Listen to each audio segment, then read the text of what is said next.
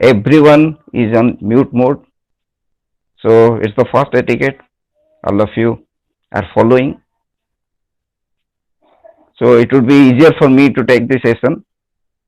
And yes, because comparatively it's a long session of 2 hours, we will be giving pause after a certain portion or say 10 minutes or 15 minutes. Then you can unmute and ask me about your doubts.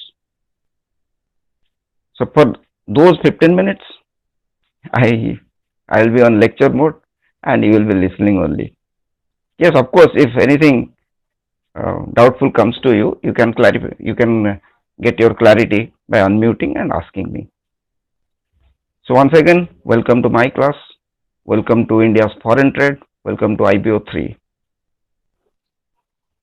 As all of you are commerce students, so you are very much acquainted with the term trade, business. So foreign trade. Let us start. Actually, let me give you some hints before starting the class. One thing is, you are attending a session which is meant for counseling. Counseling means you are supposed to have all the materials of this particular paper. Whenever you got time, you might have gone through some of the blocks. Many of the things you know because you are in the post graduation level. Many of the things might appear new for you. So, in the counseling session, we'll just be discussing about some of the terms, some of the main, that means the summary of each unit comprising of different subsections.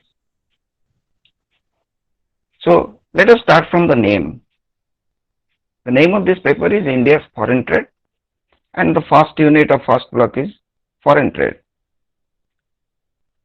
So as all of you know, what is trade? Let me clarify you in a very simple manner. Trade means either you are buying something or selling something. Basically, trade means buying and selling. Trade is a bit different from business because business comprises of a lot of activities in which trade is a major part.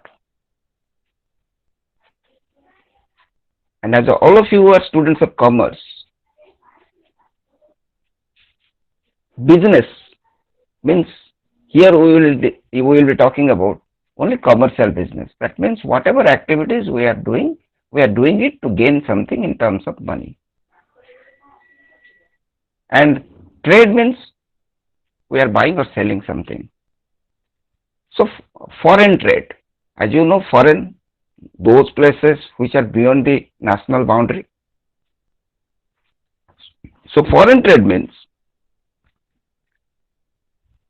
if it is considered for a country, then whatever business, whatever buying or selling is done beyond the national boundary from other countries. So foreign trade, what would be its significance? As all of you know, one country cannot produce everything for its requirement. No country can do this because they will be having some limitations in that. So in order to fulfill their requirement, they need to purchase something from other countries. And in the same way, if they are producing something larger, if they are producing something in large scale, after meeting their requirement, there will be some surplus. What will they do with that surplus? They will look for countries, they will look for entities, business entities to sell them. The simple process. When it is done domestically, it's national trade.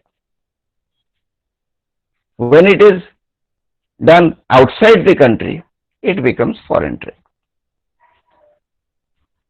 So now we'll be moving forward, whatever there in your foreign trade section. Just let me take a pause and ask some of you, have you understood what I have told, or is there any doubt? Yes, sir. Understood. Okay, thank you. Thank you so much. Now, if you have book, you can see there are lot many tables.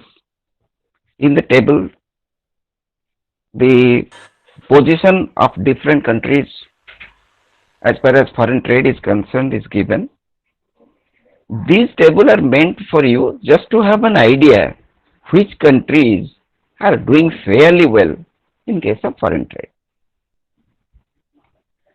Foreign trade, as we have already discussed, comprises of two main things. One, you are selling some other countries, which is known as export. You are selling some product or services to other countries. Or you are purchasing. When you are purchasing from other countries, it is import. When you are selling to other countries, it is export. So what is the significance of export and import? As all of you are post-graduation students, you know for every purchase, you need money, and for every sell, you are supposed to get money. In domestic states, you have one currency to deal with, but when it comes to international states, when it comes to foreign trade, you are not allowed to do the business in your currency. You will mutually, whoever country you are dealing with, you will have mutual understanding in which currency will be doing your trade. So in that regard, let us take a common currency, US dollar. For purchasing something, you need US dollar. And for selling your product or services, you will be getting in form of dollars. Let us take an example. When you will be called, when your income will be sufficient for you, when you will think that your income is sufficient for you, it happens only when you earn more than you spend. Then you can call, yes, I'm bit comfortable. I'm a bit at comfortable position in my earning.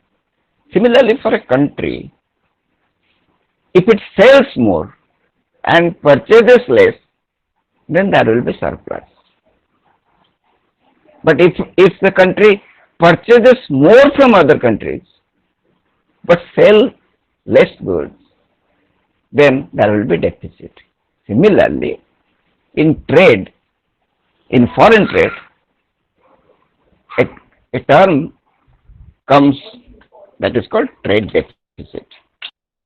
Trade deficit is nothing but the difference between the export and import figure, and deficit means it's always a negative figure. That means you are spending more rather than your earning. So for India, let one or two of you unmute and tell me, because I think you have idea. Do you think India is a trade surplus country or having trade deficit? Deficit, sir. Deficit. Very good, very good. So all of you are very much aware, but India is doing well. Just the current situation just hampered the progress of the entire world, this COVID-19. Otherwise, India was doing well. What previously was a cause for India, the bigger population, was turned into a boon as far as market is concerned. Very good.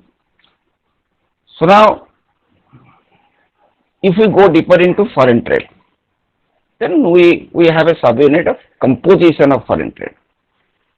Composition means which elements combinedly make that particular thing. Similarly, which elements combinedly figure out our foreign trade. So, what would be the composition?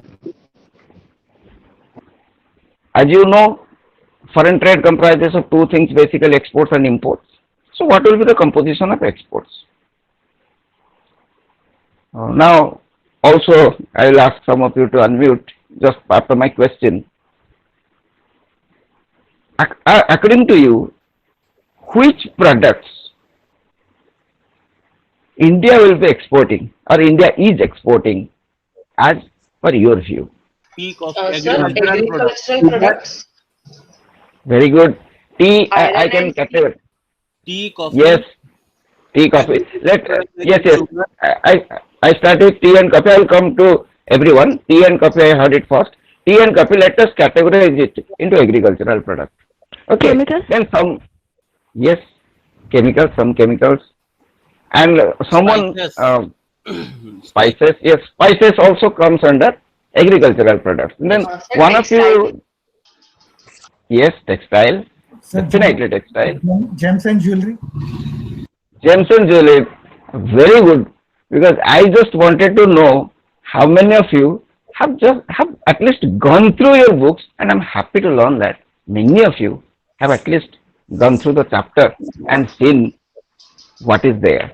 So very good. Now you can mute yourself and listen. Leather It will products, be, yes, pardon me, I couldn't hear you. leather products, Yes, leather products, yes. So now we will be discussing one by one. Agricultural products. Agricultural products, as many of you told, tea, coffee, the spices, those things which don't give the same taste in other countries' climate. That's why Indian spices, Indian tea is more popular abroad. Then let us talk about the chemical what we export. Chemical we also import, we also export. Garments, leather, all those things we export to other countries. Now, let me give you an example. Even we export a lot of medicine. Just before some days you might have heard, American president asked us or requested us for some medicine. Have you ever thought America, which is supposed to be financially much healthier than us, don't they manufacture those medicines and they're asking India to deliver them? That is one reason. I'm giving you this example because this example will give you clarity on other products also. In their countries, in developed countries, they care for their environment. They give utmost care to their, utmost attention to their environment. So whichever chemical or whatever things they think will cause harm to their environment, they don't allow those products to be manufactured there. For that reason, they don't manufacture that chloroquine, which is largely manufactured in India. India has piles of stocks, so they asked India to deliver them. The same holds good for leather garments, because it's an interesting aspect, because India is comparatively a warmer country, and leather garments are very rarely required for Indian people, those who are staying in Ladakh, Leh or some parts of Kashmir or Arunachal Pradesh like that. But places like Odisha, I don't think leather garments, leather jackets are very much essential. Sir, plus India is a very spiritual country, so wearing or using leather is something against that. Yeah, I agree with you to some extent. But have you seen any garments of fine leather? Yes, sir. Sir, Uh, sometimes shoes, belts, and even wallets, when we go to the temples in South, they ask us to remove them outside the temple so yes, that the yes, yes, products also don't enter their premises. yes. Leather, actually I'm talking about leather jackets, leather garments. Yes, many temples, most of the temples, they don't allow leather belts and wallets. But all the leather garments or leather products are not made from this. It is made from some other skin, other leather for the animals. So for leather garments, what happens? My question is, we as Indians don't use leather garments as much as the cold countries in Europe or America, but we manufacture and export. So what's the reason behind that? The reason behind that is, for leather manufacturing, leather garment manufacturing, the chemicals which are supposed to be used cause huge pollution to water if it is not drained well or drained in a planned way. That's why, though the people in the cold countries, they need leather jackets, but they don't manufacture it extensively. Rather, they put order to countries like India. For that reason, we manufacture and export leather. Yes, for ready-made garments, we have a very good market in the, particularly leather, for ready garments, we have market in Africa. We have market in some. You know about the composition of export, as you told, agricultural product, iron, someone said iron and steel, minerals, then gems and jewelry. Uh, then one more thing I just want to add, some machineries are also heavy machineries. Suppose, let us take wagon India, longer than the wagons made somewhere else in the world. Because we Indians believe in the strength we purchase a thing, will it last long? That means we believe in durability. So for that reason also we get orders from abroad to supply them. Then we'll be moving to imports. So what would be the composition of import? Let me again ask some of you. And one question, first question is, which product you think India will be importing the most? Sir, petroleum, Oil, Hello? petroleum. sir, oil, petroleum. Exactly, exactly, exactly. Petroleum product. Because that's the only thing in which we are at a huge deficit. So the production in our country never meets our requirement. So petroleum, yes. Apart from petroleum, what else? What other things? Sir, Sir, heavy plastic, machinery, capital goods. Okay, I sir, remember capital plastic, goods. I'll begin. Plastic. Okay. Capital goods. Sir, Now, yes, nowadays technology. yes. I Technology. still Just 1 minute. Whoever told me technology, I'm just putting forward a question for her. Technology, whether it's a product or service, Sir, it's a service. it's a service.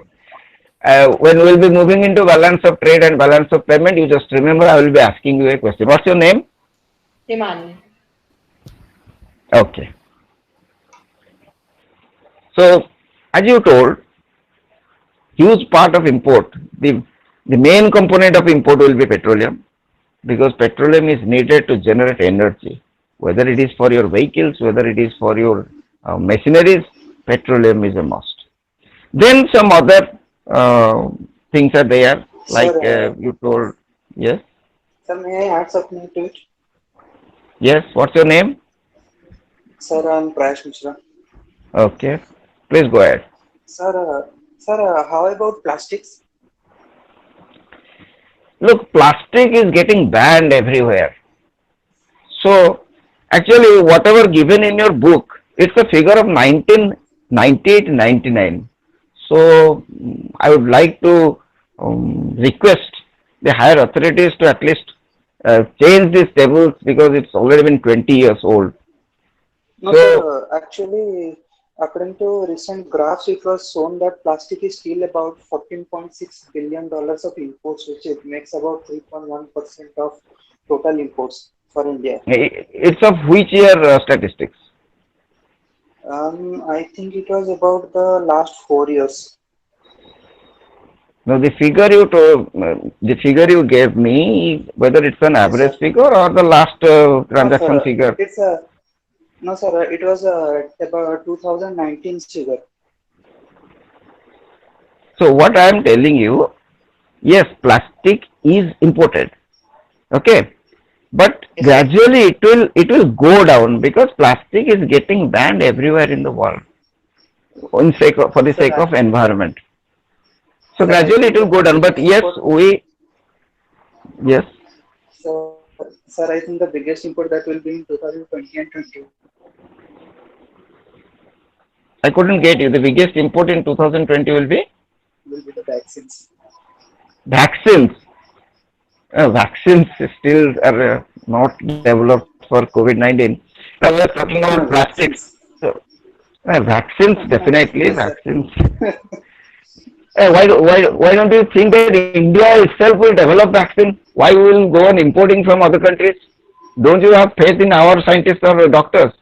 India is doing. India is not boasting of what it is Sir, I doing, but do. the research is going on, and many scientists and No, doctors sir. are on duty. This, Yes, yes, no, you have put forward a good sir, question, I good think we are suggestion. doing a great job. Let us hope for the best. India should Just come up with is vaccine. Yes, sir. It's just sad to say that America has already announced that by September they are going to mass produce vaccine for all of mankind, and India is just lagging a bit behind. That's why Oh, I regretfully have to say that. no, no, nothing to regret. Actually, in a race, one person will come fast. Not all the persons will together come as fast position, come in the fast position. So because Yes, sir. they have suffered the most, and this is obvious that they would be trying their level best to come up with vaccines to save the lives. So whatever they will manufacture, unless it is a commercial production or large scale production, they will manufacture only for their requirement. They will not be manufacturing for the sake of others. After their requirement is fulfilled, if the production goes large scale, then of course we don't have, if you don't have any choice, you have to import them. But it is a big question. Only if America will only manufacture or develop the vaccine, then will it be enough to supply all the countries in the world? So it's a big Sir, question, and still it is in experimental stage. Nothing is concretely told. So let us wait and hope for the best. Okay, let us yes, sir. go ahead with our courses. It's good to discuss some of the current topics with you, and to share, to be a part of your ideas. Now will be other thing, direction of foreign trade, nothing great in that. Direction means whether you are moving upward or you are moving downward, whether your trade is improving or your trade is declining. So mostly every country, let us say, you can correlate all those things to your daily life.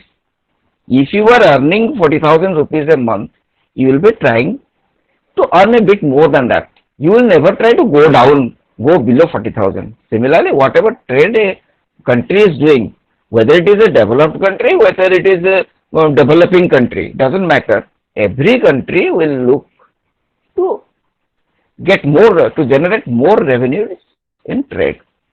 So, unless there is a worldwide pandemic like corona, this unforeseen event has pulled up everything: the manufacturing sector, the service sector, the trade, international trade, everything. So, when this type of situation arises, there will be decline in trade worldwide. Or if there is a war between two countries, then subsequently trade will go down, applicable for those countries which are involved in the war. Otherwise, in normal condition, everyone wants to go in an upward direction. So nothing to be discussed in that regard much. Now we'll be discussing about the major problems which Indian export sector is encountering. So what does the Indian export sector encounter? What problems? The first problem is, Sir, the quality related issues. yes, so this is quality related issue. I will give clarity on that. Quality related issue means, for sake of others, what you have told is absolutely correct. I am just explaining it for the sake of others.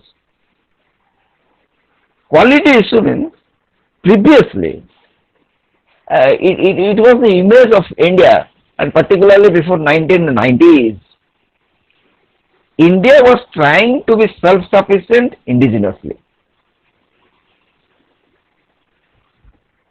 Manufacturing of indigenous goods were given top priority. But we didn't have latest technology. We didn't have latest machineries. So whatever we manufactured during that period, it could not be compared with those products which are manufactured in some of the advanced states like America, like some of the countries in Europe. So a general image of India popped out at that stage that yes, they cannot provide quality goods. But what happens after the liberalization in 1991 when it is declared? From the year 2000, India is doing well. Some of the goods are of very fine quality. Still then, the image of poor quality have not totally wiped out from the minds of others. So whatever ma'am just told me, it's the quality image. India comparatively has a poor quality image in the world as far as manufacturing of goods is concerned. Then next point. Sir, a lack of infrastructure. Lack of infrastructure, absolutely, absolutely. Lack of infrastructure, yes. By the way, let me ask you, what do you mean by infrastructure? Just explain me in a few simple words. In the broader way, we can say starting from the transportation system to the production of the goods, labor, resources, and other factor of production should be there. To make a product, there is a lot of element which needs to be on the track. Whether for if you generate the electricity, you need the coil or some other things. To generate the coil, you need the transportation, you need the labor, you need the machinery. If the infrastructure is, the structure is not there in a proper way, the goods cannot be made and there will be no export, or whether it is domestically or whether it is globally. Infrastructure should be there. Which India Very. Yes, very well said, very well said. I think your name is? Mohammed Masood. Mohammed Masood. Your name is appearing as MST. I thought the second Dhoni. Very well explained. Very well. I have nothing to add more. Actually, infrastructure means the adequate facility for the particular thing or production or service which you are supposed to do. Whether you are having that adequate facility to execute your assignment. That is infrastructure. Execute a particular assignment. So very well said. What else? Sir, in some cases, lack of technology, which Yes. leads to increased cost, maybe of labor, maybe of machinery, maybe the increased process and the cost related to that. Yes. So there may be lot many points, but in the course of discussion, now you can also remember what are the problems, what are the hurdles. One is your quality image. Second, someone said beautifully explained the infrastructure, lack of infrastructure. Now you have told lack of latest technology, and the other point you just pointed out. What was that, ma'am? Sir, increased cost. Increased cost of labor cost. Yes, increased labor cost. Sir, one more point, we can also add the rules and regulation, and support of the government. Sometimes for some goods, we don't have the support of the government, but now the current government is coming up the incentive and the motivation for exporting more goods actually. Yes, yes, yes, Masood. And Actually, sir, one point more, which is corruption. well, that is not written anywhere. We are just feeling that. We are just experiencing that. That means we can put it in a better, we can give a better wording to that, lack of transparency. So, let us omit that word Lack of, corruption. Yes, sir, lack corruption. of cooperation. Yes, lack of cooperation. What you just told me before, Yes. it was the government policy previously, which was very complicated for a small organization even to get established. So now the Sir, government is reforming. Yes, someone. can we reform? Sir, can we reform the sentence and tell that our policies are quite uncertain? That is, Quality they are uncertain. changed. Policies are always changed for betterment as per Yes, the sir. demand of the situation. So what Yes, sir. I am trying to just let me finish, huh? Sir, Then you will ask. yes, sir. What I am trying to point out, previously it was there, the policy, the government policy was very complicated. Even if you just want to establish a small scale unit, then you would have to go through a lot of procedure which will dishearten you before you start your project. So that process is getting more smoother, and we are now concentrating on a single window clearance. Some reformations are going on, but still then it is not fully digital, or it is not fully user friendly, or it is not fully, it doesn't act fully as a facilitator of trade. Yes, now we can speak. Sir, supply problems. Software. Hello? Supply problems. Yes, supply problems. Inadequate supply, because inadequate supply that may arise of different reasons. If that raw material is not sufficiently available, and they also, the supplier, they also depend on other suppliers abroad to deliver those things to you. In that case, if the supplier doesn't supply them at the right time, you won't be getting your raw material. So that is one of the reasons. Second is that though the condition of roads are improving, still then all the areas are not easily accessible by road previously. So yes, there was Sir, irregularity and irregularity in supply, and the supply was inadequate also. Yes. so one more point we can add the banking and the financial institution role, because earlier we don't have the banking infrastructure for the trade, because when we do the transaction we need bank as a third party for a assurance and the guarantee which the banks lend in the, whether it is a letter of credit or something like that kind of instrument. But nowadays, due to the digitalization and global market, we are able to transact, and there is no fear of receiving or giving the payments in regards to export or the import also. Well, Masood, I agree with you to some extent. One thing, the banking sector has gone through a lot of reformation, and now it is at least equipped to promote the industries. I agree with you to that point. But the reality is that still all the banks, because there are lots of schemes from the government is going on to promote small industries. Particularly, you must have heard of Prime Minister Employment Generation Program (PMEGP), in which the government you can have a loan up to 10 up to 25 lakhs, and for a branch level you can get up to 6 7 lakhs easily from Sir, a bank to establish a unit. But the reality is that, just let me finish.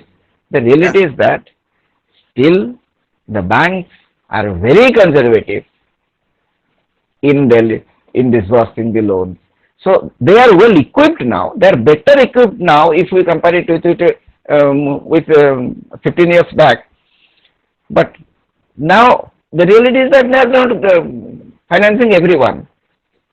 So it's not that easy to get finance from banks. But yes, the financial institutions are in large numbers, and the banks are better equipped now in comparison to our previous years to finance the business. Yes, yes. you can just continue. I can We'll. also add something like that. You said the banks are not lending to everyone, sir. Due to, as you saying, there is a lot of bureaucracy, lot of investigation, and due to rise in the NPS, banks usually hesitate to welcome a newcomer, whether it is a good person, whether it is a bad person, whether or the business is doing fine business. But banks nowadays hesitate due to that investigation and the bureaucracy problem. Lot of cases have been coming up, whether it is Nirav Modi, whether it is Vijay Mallya. Uh, I had an experience in a bank. I had to work in a bank, and I also know faced seen lot of problem where while lending the loans, when the loans have been sanctioned, people do not pay regularly. There is a lot of cases which are coming up, and I am still in a finance company. I know that when in this time of Corona, okay. all they are enjoying the monetary Okay. increase. Yeah, yeah. I agree with you. I just put two or three sentences for that, and we'll wind up the first unit and we'll move to the second unit. Yes, Masood. Yeah. What happens for bank? Already, if you have worked for a bank, actually, bank has a certain limit of lending out of its total fund. So bank has two options. One is either it will disburse in secured fund, or some part of the loan will be disbursed in unsecured form. So actually there is risk in unsecured part, but the interest rate in unsecured part is higher than that of the secured part. Previously what happens, in some cases the bank was taking risk and lending unsecured loans, but nowadays it has become very tough, and all the schemes under government, they are basically unsecured loans. So the banks are reluctant to disburse those loans. Okay, basically this is the basic thing. So now we have come to the end of first unit, that is the foreign trade. So I think after a healthy discussion among us, I think all of you have got some idea about foreign trade, what are the compositions of export, what are the composition of import, what is trade deficit, what is why trade deficit should be minimized for a country to do well in trade. All those things I think you have understood. Just one or two can respond me, and we can move to the second unit. Yes, sir. Yes, sir. Okay. Your second unit is India's balance of payments. Now, first we will discuss about two terms, and thereafter it will be easier for you to understand the entire unit. There are two terms. One is balance of trade, other one is balance of payment. They come close to each other, but there is a bit difference. Balance of trade and balance of payment. Balance of trade means, as you know, trade comprises of buying and selling. So balance of trade means whatever you have sold and whatever you have purchased in terms of physical goods, the goods which are visible, the goods which you can feel or touch. So balance means the same thing again will come into picture. If you have exported more, then your balance is at a surplus side, positive side. If you have imported more, then your balance will be tilted towards the negative side, which is known as trade deficit, which we already have discussed. So balance of trade, every country tries to keep a balance between the import and export. Otherwise, if they go on only importing, they will be needing a lot of foreign currency, and foreign currency reserve might not cater to that need all the time. So they want to balance their import with export. And what is balance of payments? Balance of trade, balance of payment. Same thing, but balance of payment, in balance of payment, you have to add a few more things. And what are those? I categorically told you, balance of trade, it deals with the physical, visible things, which you can touch, which you can feel, which you can see. Balance of payments, apart from those things, it will include all those things which are invisible. And the best example is any type of services. Whether it is your banking service, whether it is your insurance service, whether it is your consultancy service, whether it is your mechanic service, any type of service that will be added in balance of payment. That means balance of trade can be considered as a part of balance of payment. Balance of payment is the bigger domain within which balance of trade is a part, and balance of payment means every transaction. Balance of payment includes every transaction of a country, whether they are going outward or whether they are coming as an inflow to the country. So balance of payment, one interesting thing I can share with you, that your balance of trade, suppose you are in a negative side, balance of trade tilted towards more of importing, but in balance of payment it shows you are almost nullify that negative, or you have gone into a bit positive. How it could be possible? Because balance of trade shows negative, but balance of payment said, yes, we are a bit positive, we are on the bit positive side. This can happen because of services. And as you know, service sector is booming up, and India is very good at rendering services, consultancy services, and the best example is IT sector, for which India has already earned a good name, and many of our many of our youths have joined IT sector. Maybe some of your relatives might be in that sector also. So actually, through IT sector, we are rendering a service to the banks, to the big manufacturing organizations, to the hospitals, to the transport system, everything. So balance of payments include invisible things which are of definite greater value, and balance of payments can be, in balance of payment, your balance of trade can be neutralized.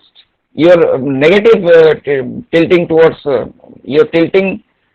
negative in balance of trade can be nullified, can be neutralized in balance of payments through invisible goods in form of services. Now let us, is there any doubt? You can, some of you Sir, can. FDI can also be included to nullify the effect.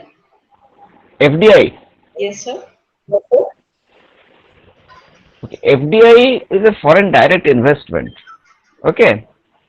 So investment, if it comes in form of money, then it becomes a part of your part of your asset. Okay. So what you want to ask me, whether FDI will come under balance of payment or not? Whether you want to ask me that question or what? Hello? Yes, sir. Well, what do you think? FDI, how foreign direct investment is done?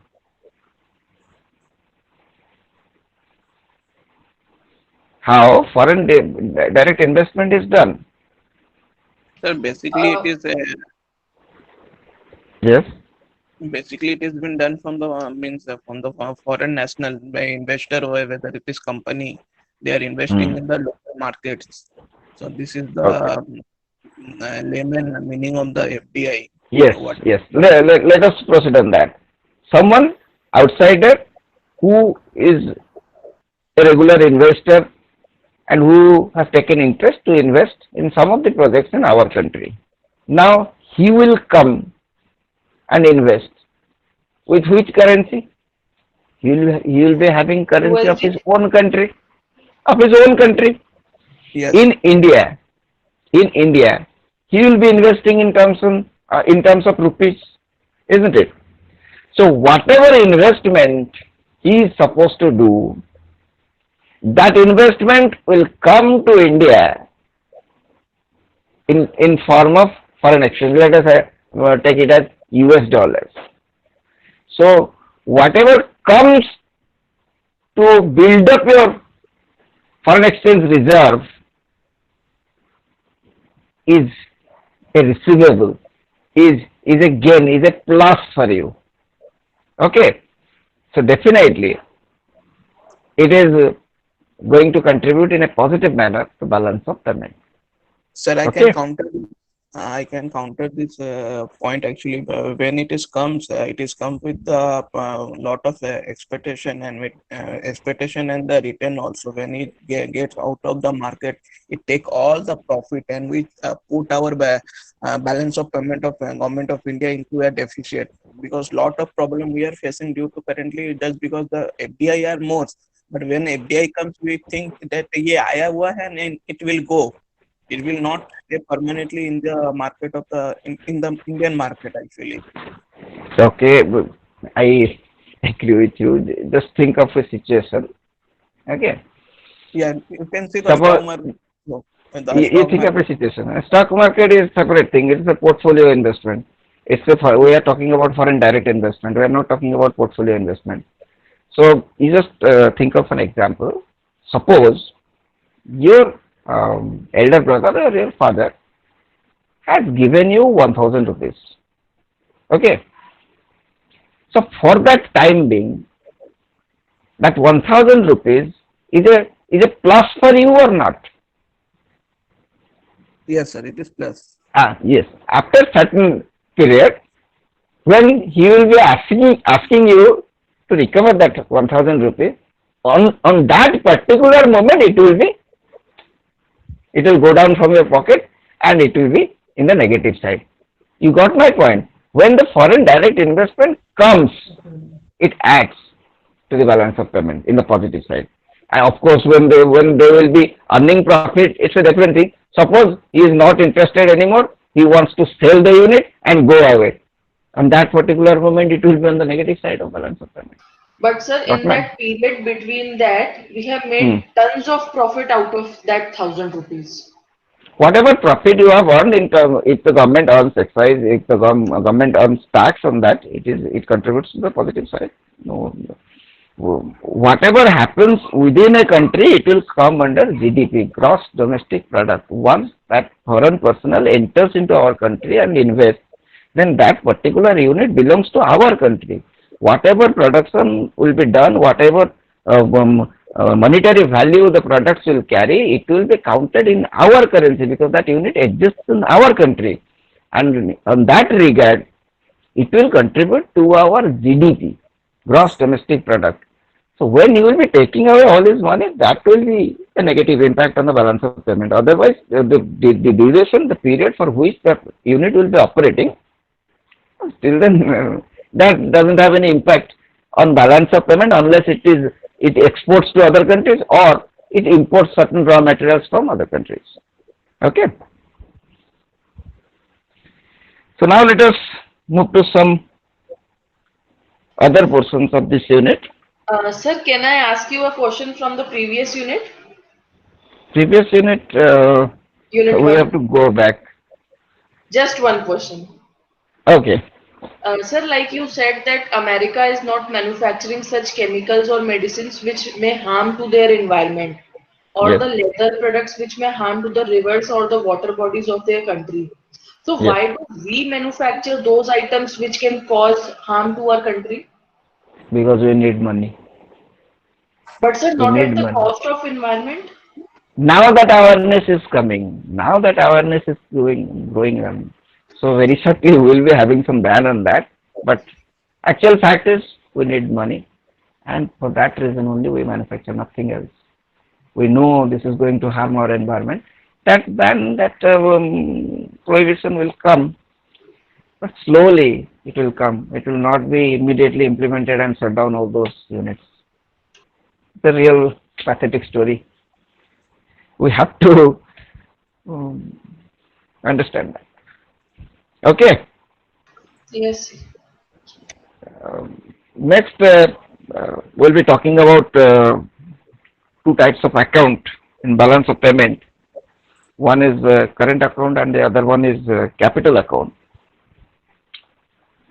So current account, capital account, all those big terms will appear something out of the world to some of you. Let us take an example through which you will be understanding this thing in a better way. Let us assume you have a fund of 1 lakh rupees. You have a fund of 1 lakh rupees to manage a business. That is your working capital, or just to omit the word working, that is the capital that stays with you. Let us assume it 1 lakh rupees. For every month expense, just think of the situation. Just put yourself into the shoes of a small businessman, small business unit owner. Suppose for every month, whether it is for house rent, whether it is for the staff payment, whether it is for the raw materials procurement, you have to spend 60 to 70,000 rupees. So from that 1 lakh, you have 1 lakh cash with you. So for your requirement, you take that 60 to 70,000, take out that, invest in your business. At the end of the month, if you get 80,000 or 90,000, then you know that you have already gained 20,000. But if you don't get the initial 70,000 which you have invested that particular month, then you know that yes, my collection for this month has gone down. But just relate it to the actual have from which you have taken 70,000. So now how much remains there in the fund? 30,000, because you have already taken 70,000. Now suppose this month 90,000 comes in. So when that 90,000, keeping aside your 70,000 for your working capital, the rest, the surplus 20,000 will be added to your main fund, which was previously, after deducting 70,000, it was 30,000, plus 20,000, it will become 50,000. That means 50,000 plus your monthly working capital 70,000, it is now 1,20,000. Similarly, if you have spent 70,000 this month, but your collection is 50,000. So for the next month, what would you do? Because you need 70,000 to operate your business. Every month you need. But this month you have collected only 50,000. So what will you do next month? So you have to withdraw some more funds from your main fund, which was having 30,000 balance with it. You have to withdraw 20,000 from that to put it into your business. In the same way, current account and capital account operates in balance of payment.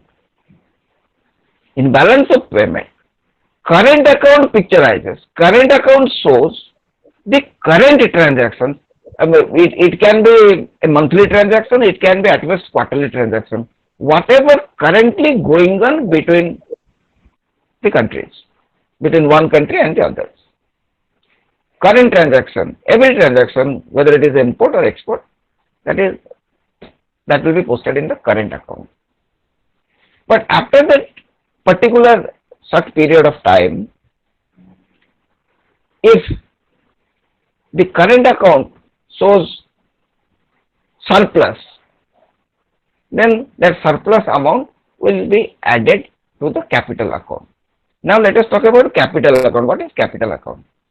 Capital account means it will include all types of transactions throughout the year, and it will not be considered for a period of 1 month or 2 months or 3 months. It is the main account which is updated after every month or every quarter.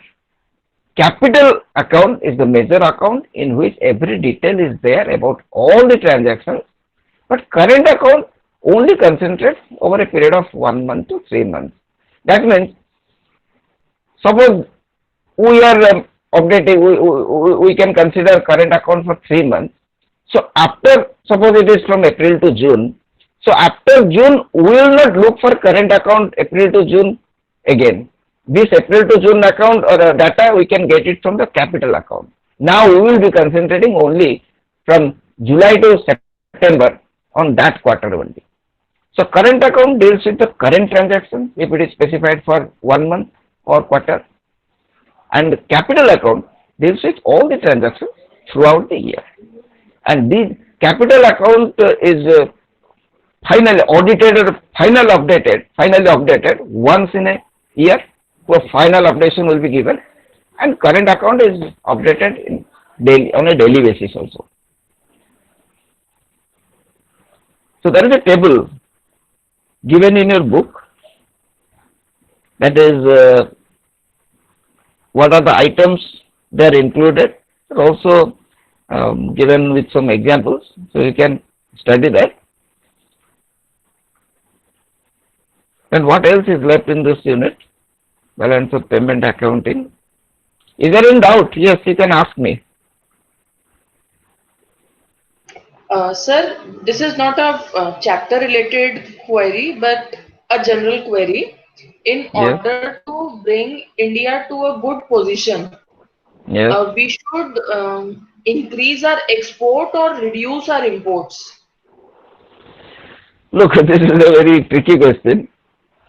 Look, if you can manage only with your essentials, not with your luxury or comfort, then only you can manage importing. Sir, If can you give an example? yes, if you are comfortable with a Maruti, don't go for BMW, Mercedes, all those things. You'll be self-sufficient. Your Maruti will cater to your needs. No need of importing those high-end models of luxury vehicles. Okay, so this is human nature. Imports are bound to take place. But yes, if we as the citizen of a country will think that we will import those things which are essential for to sustain life, only those things will be imported, other things we will never import, and definitely import will go down.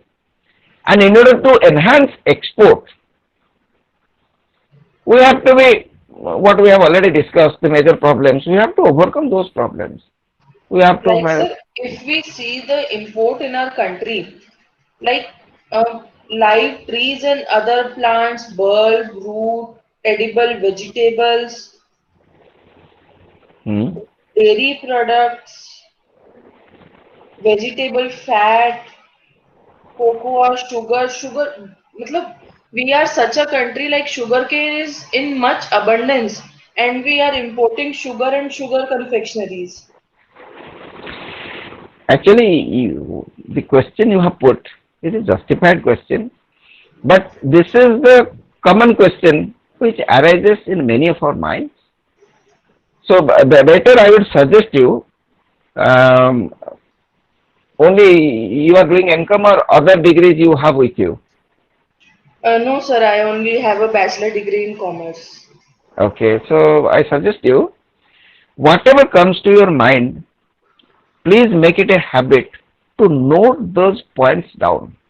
Now And you have discussed it with me in a class, okay?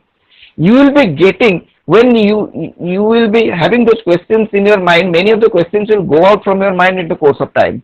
So whenever a justified question comes to your mind, take it a note, take my suggestion, note it down. And when you will be asking on different platforms these questions, you will be getting people of your same mentality. And on that day, you will be finding some way to represent your thoughts. And because these are good thoughts, who knows? And sir, One day it India will is come the into. country where we have most of our income or most of our GDP or most of our labor, matlab 60% is there in agriculture, and we are importing chemical fertilizers, and we are exporting our organic fertilizers made from our Okay, let daily me. garbage. Okay, let me come to that point. When India got independence, India was declared. This is the last thing we will be discussing with chapters for the time. A lot of things to be covered. Huh? Okay, I sir. am happy that you are participating, but this is the last question I will be addressing. Then we will be moving with the chapter. Okay. Okay, sir. So when India got its independence, India was declared an agricultural country. That means top priority was given to agriculture on pen and paper.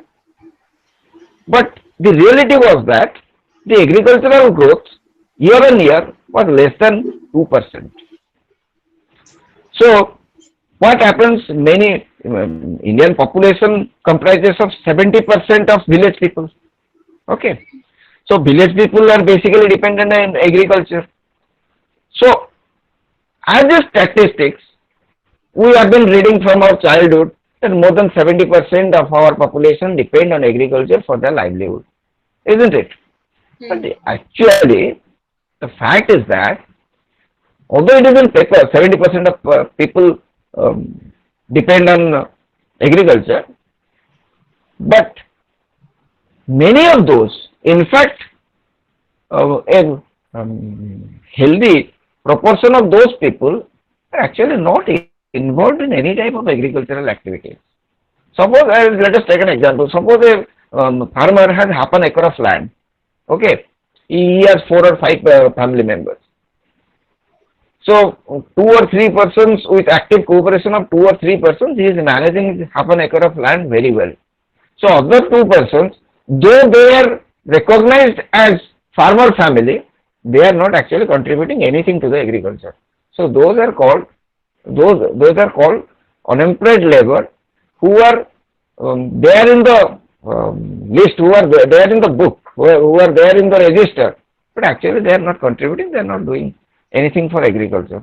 So those conditions are slowly wiping out, those conditions are slowly going away, because we now realize that industrialization is required for a country like India to generate more and more employment. Yes, industrialization could be on agricultural base, because and if you promote agriculture, you should facilitate it with latest, with good infrastructure, irrigation, fertilizer, seeds, all those things. And in case of fertilizer, because some of the fertilizers we have not developed well, because fertilizer is also a plant which waste cause a lot of environmental pollution. So some fertilizer we manufacture and supply, and some fertilizers, a part of the required fertilizers is imported from other countries. That's the reason. We will move to foreign exchange policy. Let us understand what is foreign exchange. Foreign exchange means you will give something, in return you will get something. So foreign exchange means the currency through which are doing a business with other country. As we have already discussed, to do an international trade or to purchase something from another country, you need a common currency which is accepted by every country internationally. And most likely it is US dollar. So for purchasing everything from other countries, you need dollars. So what happens, like an example, and some of you might be having that experience with them. Suppose you have $10 with you right now. You want to encash it. You go to a bank, any nationalized commercial bank.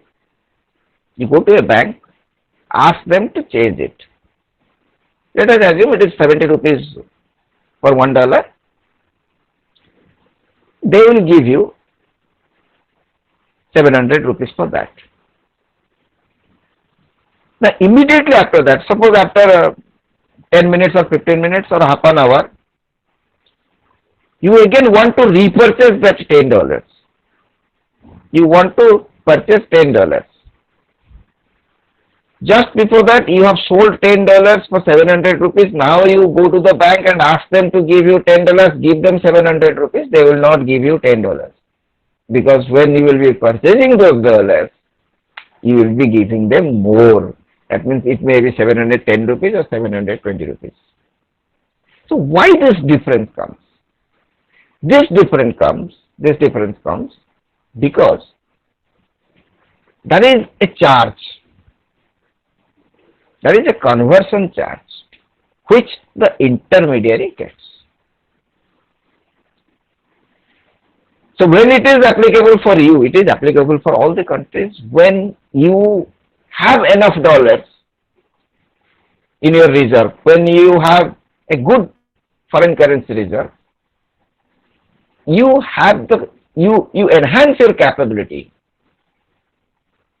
to import from other countries as per your requirement. But if you don't have that reserve as per the desired level, you have to be conservative while importing, because you cannot purchase all those things what you require. Your account, your foreign currency reserve doesn't permit you to do that. So foreign exchange policy, why this policy means some regulations, some regulations which are acceptable by all the parties involved in the business in exchange policy. So what happens in foreign exchange? Suppose you have, let me give you the example. Suppose we have purchased 100 units of a particular thing from America, and each unit suppose costs $1,000.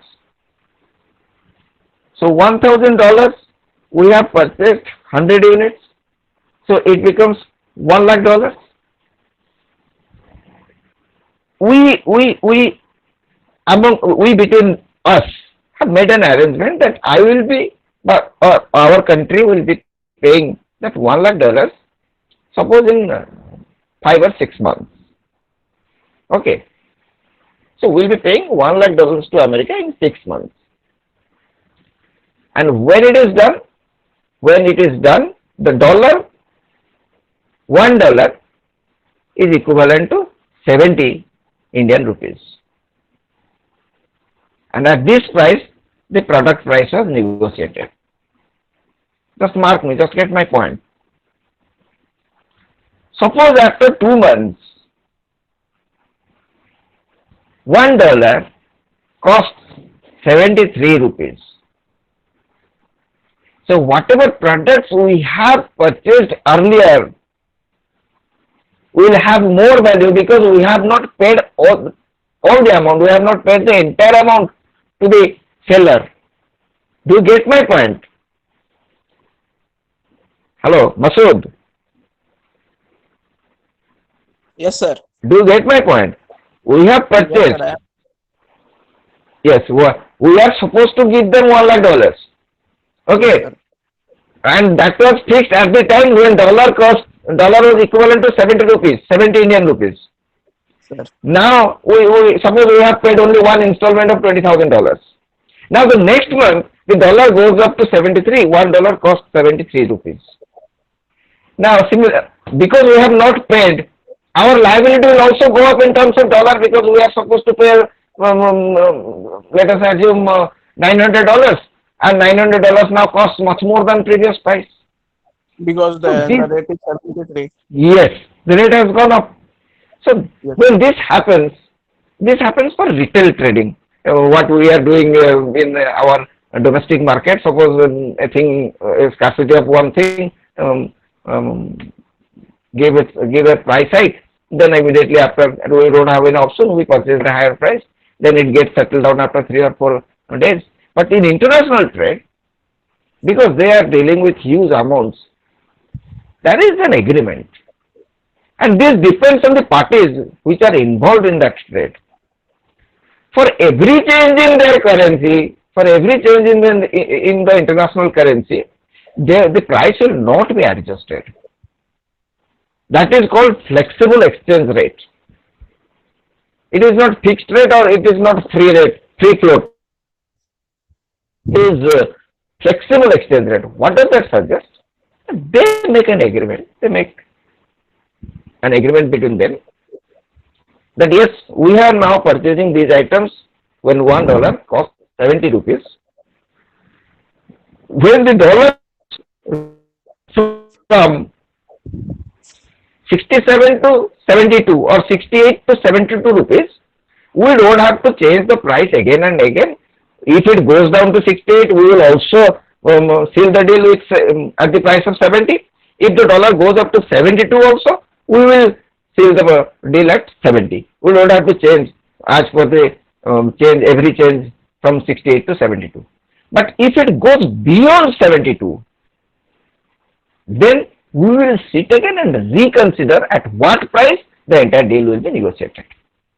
That is called flexible exchange, and on that basis most of the foreign trades are done. It's not done in a rigid way because they will be dealing in terms of huge money. So it is done in a flexible exchange rate. If 1 rupee, 2 rupee changes occurs, that doesn't matter. This deal goes on with the same price.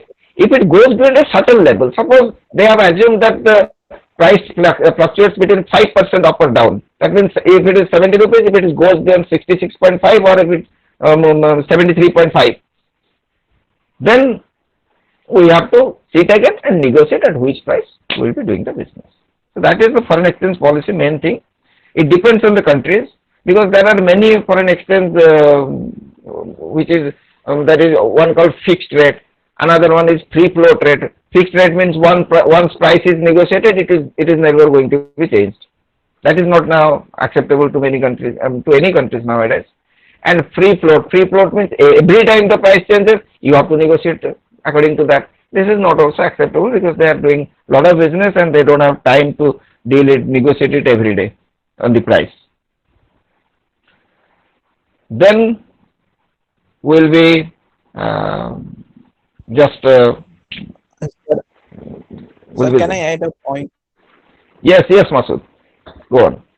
Uh, we have seen that recently that India has tie up with the Middle East that if they will purchase a petrol or the petroleum product, they will exchange the rate in the local currency. Like India will exchange the rate with Indian currency, and the South Arabia will rate in their currency. So that to just to manage the balance of payment and in order to tackle the dominance of the dollar in the global market.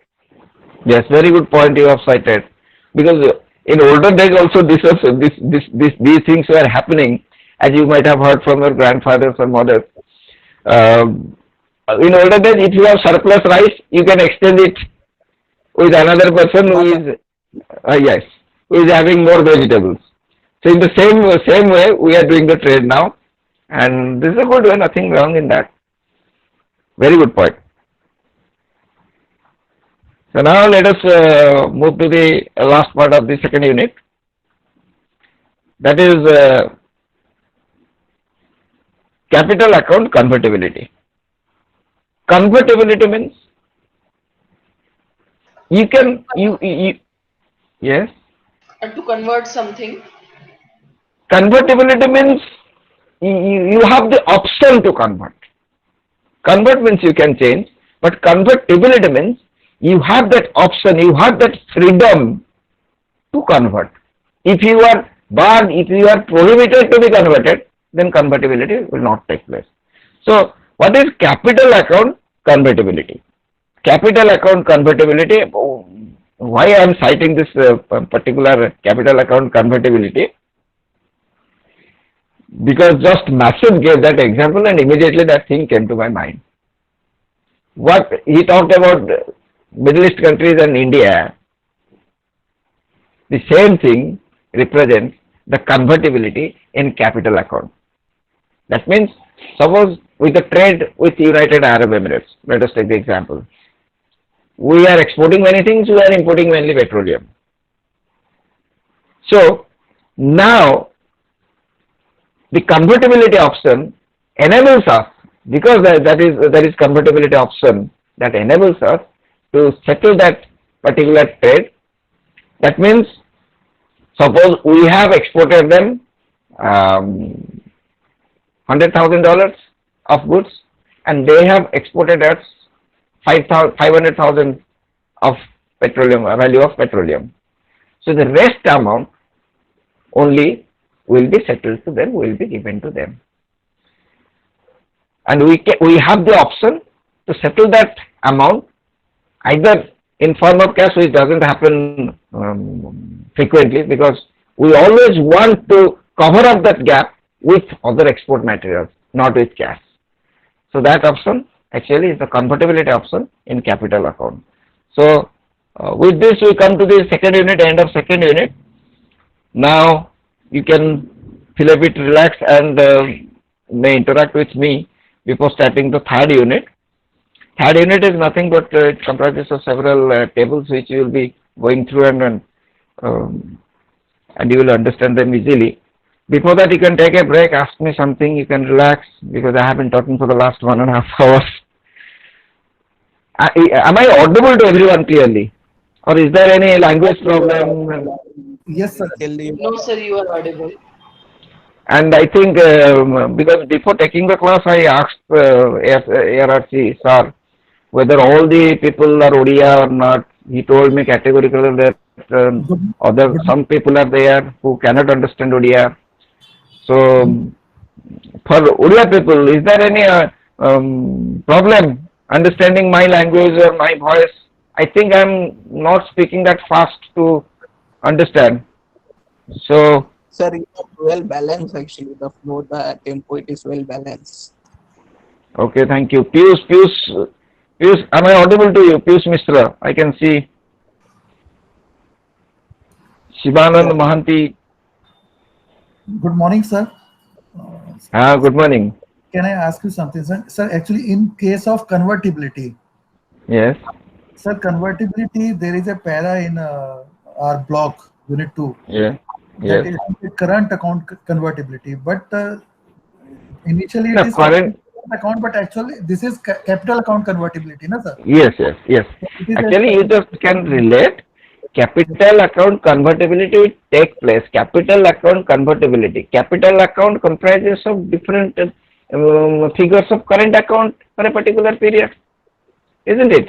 Suppose current account is maintained for first 3 months, then those figures will be shifted to capital account. Then for next 3 months, again it will be shifted to capital accounts. Okay. So capital account is the main account in which we will be getting all the figures of your current account. So current account convertibility is just a part. Actually, it is the convertibility of capital account. Only capital account can be convertible because capital account has the entire data for which the settlement will be done. Current account current account has data for only 3 months, and we cannot settle things on basis of that. Otherwise, sometimes we will be bankrupt. So basically, it says that capital account convertibility is freedom to convert local financial assets into foreign financial assets. Sir, it is a freedom to convert local financial asset into foreign financial assets and vice You versa. just think about local financial asset. The best example of local financial asset is your suppose it's cash. Right. A local financial asset. Suppose it is your some exported material. Let us take the example of jewelry. Okay. Right, sir. If you export jewelry, you'll be getting money. Right, sir. You can convert your assets into foreign financial assets. How it can be converted into foreign assets? In return of that jewelry, we will be getting petroleum. We will be exchanging, we will be converting our assets, domestic assets, into petroleum, foreign assets. So Okay, understood. is it a kind of disinvestment we can say? Which investment? Disinvestment? No, it is not disinvestment. It is if we export them, supposed to get some money. Sir. If they are exporting us petroleum, they are also supposed to get money. Right, sir. So convertibility option, suppose they are supposed to get 1 lakh rupees from us. A small example. Instead of giving them 1 lakh rupees, I can supply them jewelry of 1 lakh. That's it. Okay. Sir, it's like barter system. Yes, all the time it will not be settled in terms of money only. Convertibility option provides that facility. You can settle it with other goods. Except your domestic goods can be convertible to marketable value of foreign goods. Sir, so it Okay. is convertibility of what actually? I mean, capital account consists of FDI and portfolio investment. So is it conversion of portfolio from domestic, or we can say No. local currency to foreign currency, or from foreign currency to local currency? Is this what we are talking about? Means the value of portfolio? Yes. If you need a deal to be done in form of currency only, then Yeah. capital account has the permission, has the freedom to convert your currency into their currency. That option is there. But for portfolio investment, it is not there. Portfolio investment is totally different. The person who is investing can any time, at any point of time, can withdraw his money and go away. So portfolio investment doesn't come with much significance for government. Okay, then let's move to the third unit because we'll be running out of time and I have my college to attend. In fact, sir has given me my introduction. Let me introduce myself again because many of you joined later. Myself is Shiva Prasanna Patnaik. I am a lecturer in SCS Autonomous College, Puri, and I am a lecturer in management, MBA department. So this is actually during this session. This is my first class in for the IGNOU students. So I was thinking how because what experience was previous experience. Yes, students are very disciplined. They come to the class and the classes were regularly held on Sundays only.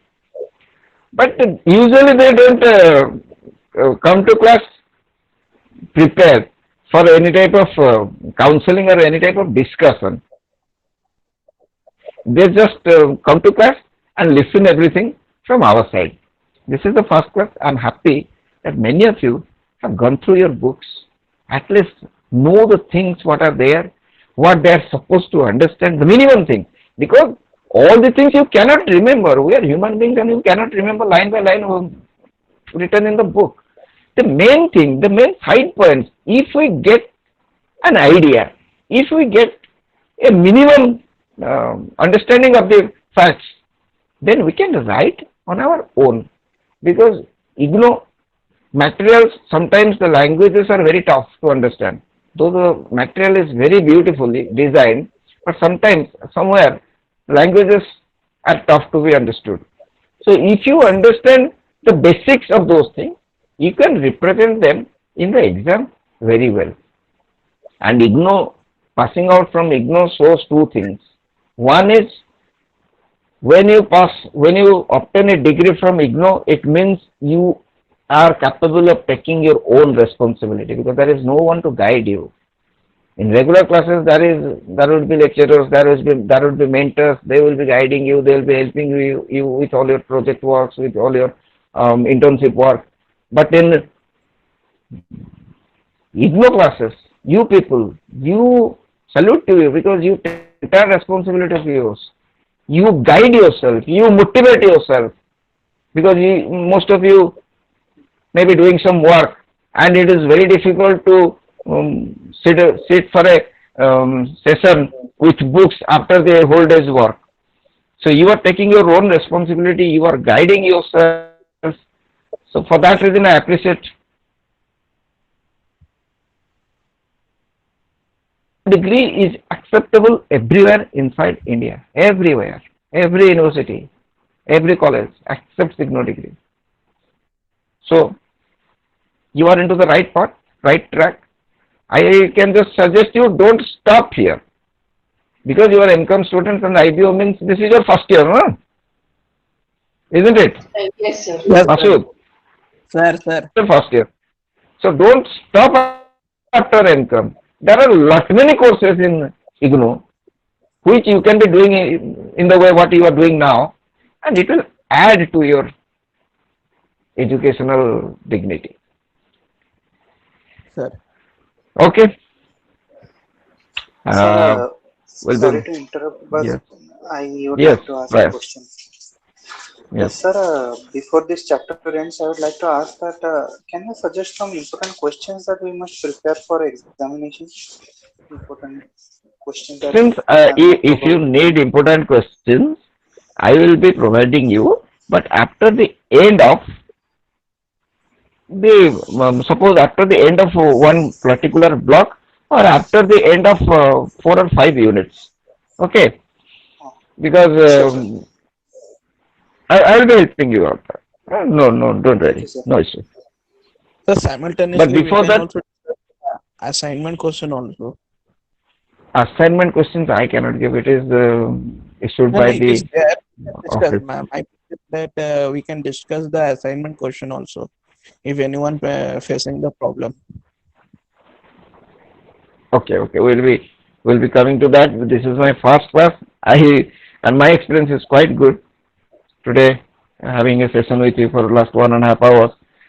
So let us wind up the unit 3. Let us go through unit 3 and wind up the session for today.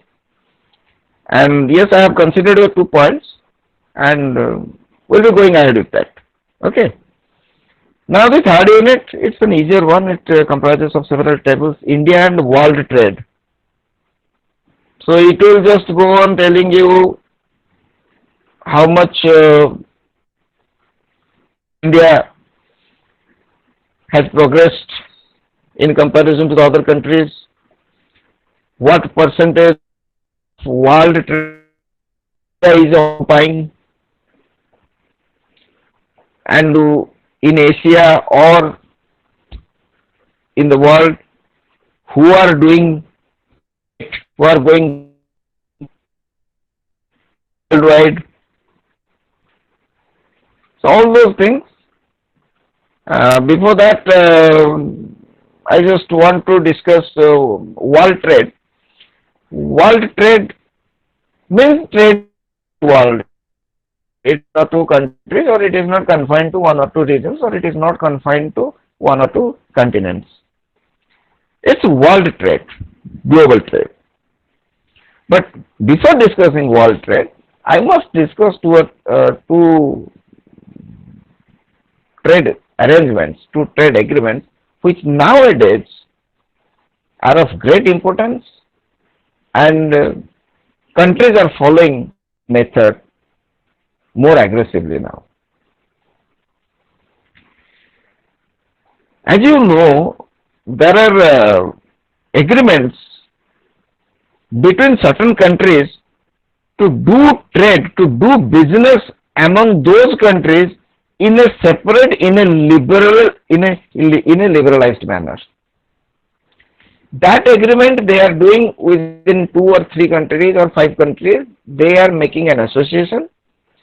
They are making some rules and regulations which will be applicable to those countries only, and they will be doing inter-trade. They will be doing trade among them with some liberalized condition, which is not applicable to others who are not their members, who are not the members of their association.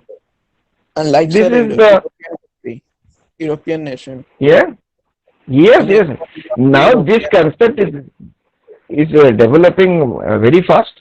Hey, India is also our SARC. SARC is also So like that. So I'm coming to that. recently it is added that the BRIC has 5 nations. BRICS. Yes, yes. BRICS. So I'll be coming to that. So for that reason, when and it is done basically between those which are neighbors to each other, which are close to each other in terms of boundary share. Because if they only think about those countries their neighbors as foreigners, then exchange rate will take place because they have to transact, they have to do trade with a common currency. If they treat that country as a separate country in terms of business, in terms of trade, what they realized that if we 5 countries share our borders with us, why we should give the exchange rate every time when we are doing a business? Rather, we'll sit together, make some resolutions, give it a policy, and do business among us, do trade among us without giving the exchange, without suffering from the exchange rate charges. So for that reason, the regional trade blocks have developed, like what Masood said previously, BRICS. But I'm talking about some of the old ones which you have already heard. India is a member of a trade bloc, that is regional trade bloc, that is known as SAARC. Who knows the full form of SAARC? SAARC. SAARC. South Asian Association of Yes. For regional cooperation. RC. For For regional regional cooperation. Yes, this is also done on the basis of regional cooperation. One represented SAA and the other completed its RC. Very good. So SAARC is one of that. Similarly, ASEAN, ASEAN. ASEAN is there. Do you know the full form of ASEAN? ASEAN. Sir, Association of Southeast Asian Nation. Very good. Association of Southeast Asian Nation. Whether India is a member of that? Yes, sir. Yes, India is accepted later on.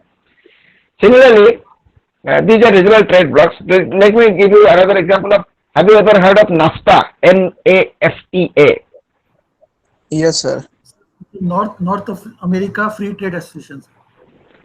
Now this, very good, North American Free Trade Association. Now, particularly, I would like to elaborate on this trade bloc, NAFTA. Free trade.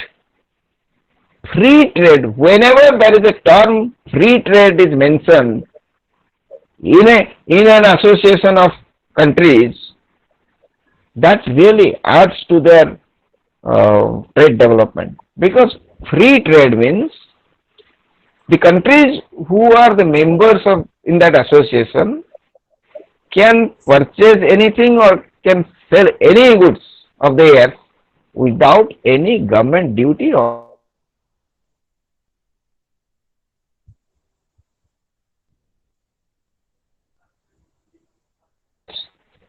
to America. So they will be importing our products and there will be an import charge. For that reason, suppose India is importing something from another country, there will be an import charge, and for that reason, the particular thing will get costlier, will cost us more than its original price because of that import charge. But in free trade zone, government is applicable for any products of any country to be sold or purchased within those member countries.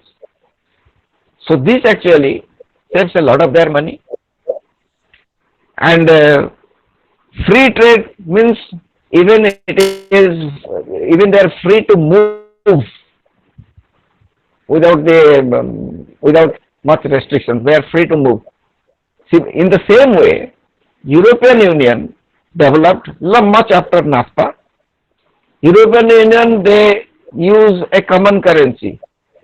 Do you know that currency? JB. Euro, sir. Euro. Euro. Previously, UK was also a member of that, but it exited. Euro. And have you ever noticed when initially European Union was formed and Euro became the common currency, the value of Euro was much less in comparison to dollars or pounds. What is one euro costs? What does an euro cost? Do you know its value? Sir, about 80 rupees or something. Yes, I don't know, need the exact value. I just need to know whether it is more than the dollar or less than the dollar. Yes, sir, it is more than dollar. Sir, But when it about started, dollar is about 74. yes, but when it started, it was below dollar. That means this has proven way, this has already been proved that these regional trade blocs have contributed positively to the member countries in terms of trade, in terms of earning foreign exchange, saving foreign reserves, and in terms of developing cooperation. In that regard, we will come across two or three themes. One is, it is given in your book, regionalism versus multilateralism. Don't need to discuss on that. Regionalism means regional trade blocks, we have already discussed, and globalization and liberalization. Okay, liberalization. What does it mean, liberalization? Liberalization means you will be liberal. You will not be strict to let enter anyone into your premises. Liberalize means you will allow others to enter into your premises to do some activities. India adopted this liberalized policy very late because India was believing in indigenous product, and when the water was above the head and it was really difficult to breathe for our economy, the liberalized policy was adopted in 1991. Liberalized means, in terms of policy, liberalization means you are allowing investors of other country to come to your country and invest in certain specific units. Whether it is manufacturing, whether it is service, they will invest in your country, they will operate in your country, they are allowed to do so. So when liberalization takes place, it is obvious that those persons who are coming from outside with huge investment, they will be coming with some latest technology. They will be coming up with good ultra modern machineries. They will be coming with some good consultants. So liberalization actually brings one country or makes one country known to the world in terms of technology, in terms of consultancy services, in terms of goods or latest technology or latest machineries. So once you adopt a liberalized policy, you will become global. Globalization means connecting your economy with the world. How your economy will be connected to the world unless it is opened? If your economy is closed to everyone from outside, then you cannot be connected with the globe. So once your economy is open, it's liberalized, others are permitted to invest in your country, you will also get permission to invest in some other countries because they already have that liberalized policy. So you get people from outside, you also can join, you also can do your business or establish a unit in other countries. That means in both the ways, a country gets connected with the world. So that is globalization and liberalization. It's a very common term. And what else to discuss? Is there any difficult things? I don't think. Nowadays, e-commerce is doing well. And what else is there? Current has gone out. Sir, Can you explain multilateralism? Multilateralism, if it is done between some countries in a specific region,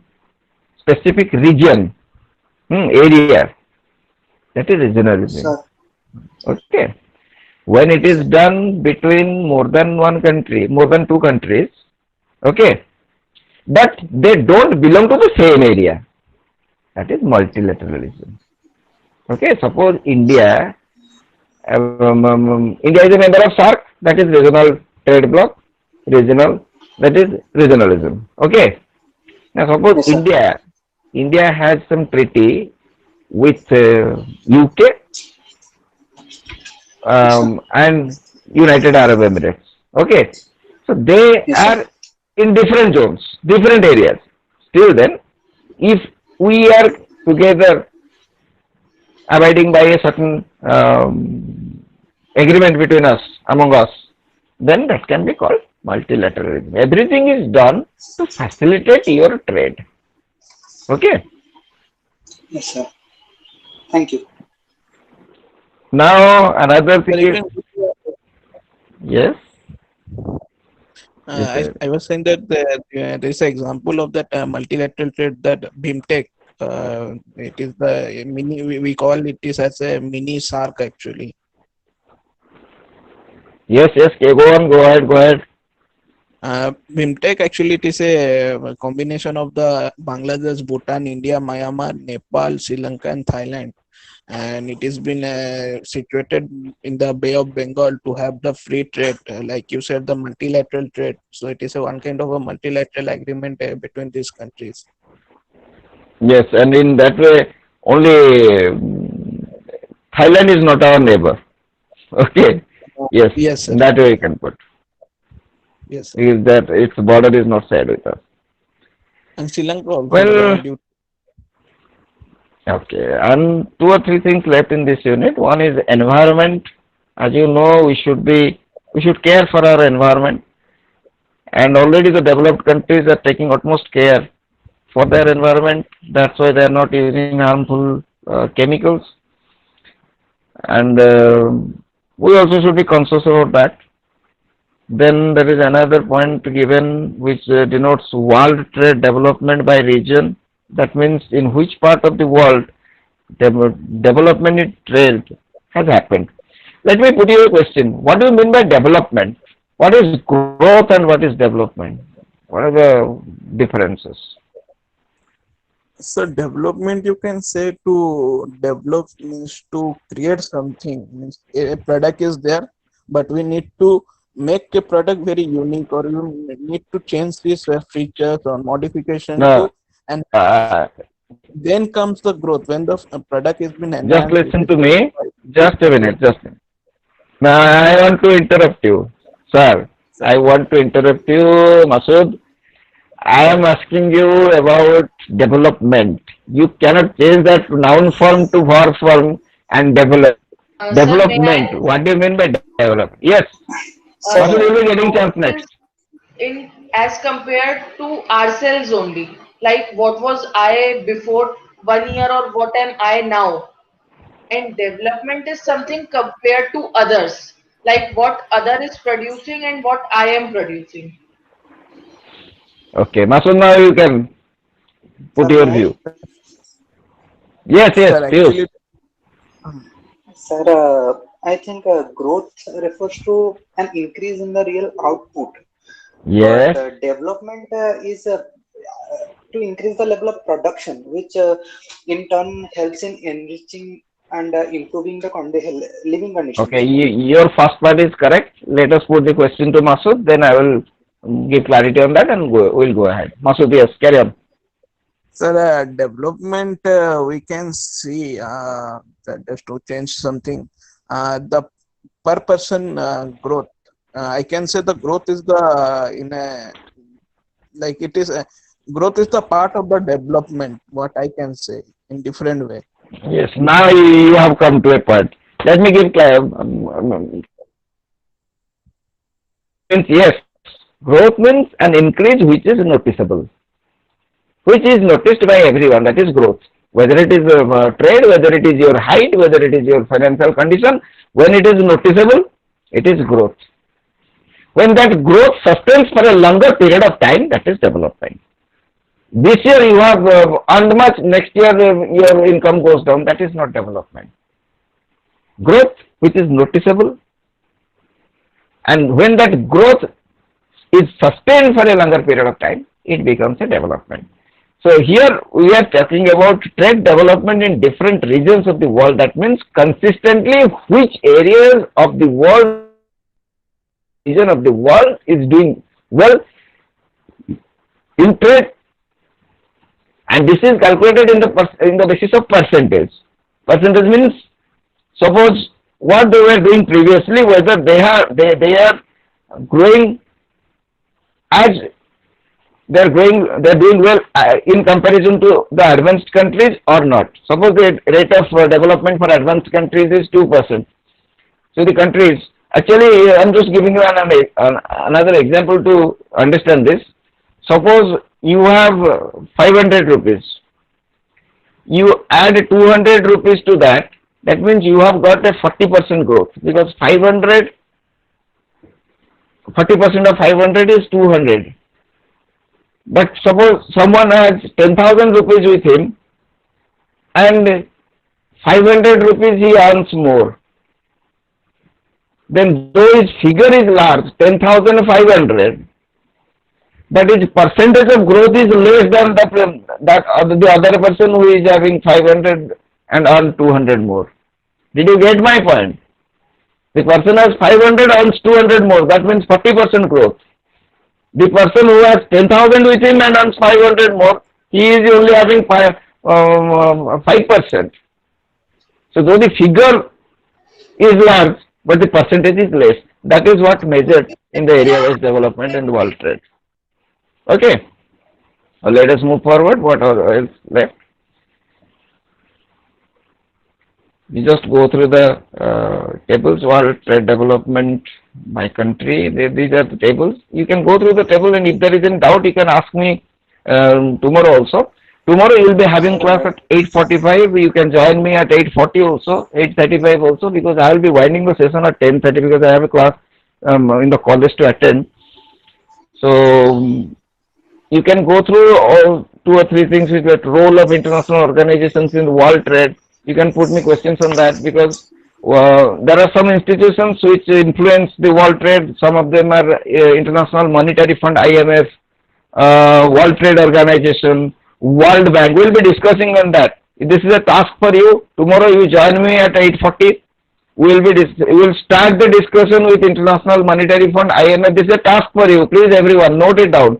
World Trade Organization and IMF. Basically WTO, World Bank and IMF. We will be discussing on these 3 at the beginning of tomorrow's class. So rest of the things are nothing of much difficult or tough to be understood. So these are the things. So Sir, one more thing, sir. yes. Sir, is it really necessary to remember all the figures? Number? Yes, sir. Remember all the figures? No, please. Just put a thing in your mind, who is at the top position and roughly what is figure, especially because these figures are of 98, 99 figures, and this will not be asked in any format. We are in 2020. Sir, it would be beneficial to just remember the current rank holders. But current figures should be authenticated one. So I don't suggest you to collect the current figure unless it is authenticated, because all the data displayed in the internet are not 100% correct. So we'll be discussing on that. Tomorrow task is we will discuss about IMF, World Bank and WTO. Is that clear? Yes, sir. Now I think I personally feel a very good session I have taken with you. I enjoyed this session. So with all of you, I just want to know your experience, and then I will wind up for the day. I'm getting late. Sir, it is nice. So this is your, the other papers are also been going on now, or they are completed? IBO 1, IBO 2, they are completed? Yes, sir. They are Already completed. 2 I have completed. IBO 1 and 2 has already completed. Okay Sir, then. one So we'll thing be is that in IBO 1 and IBO 3, there are some similar topic which has been there in the material actually, what I have found. it, it, it is your duty tomorrow in the class you will be sharing that if which portions are same to same we will not be covering. Okay, Masood. Okay, sir. Okay. Okay then, thank you all. Thank you so much.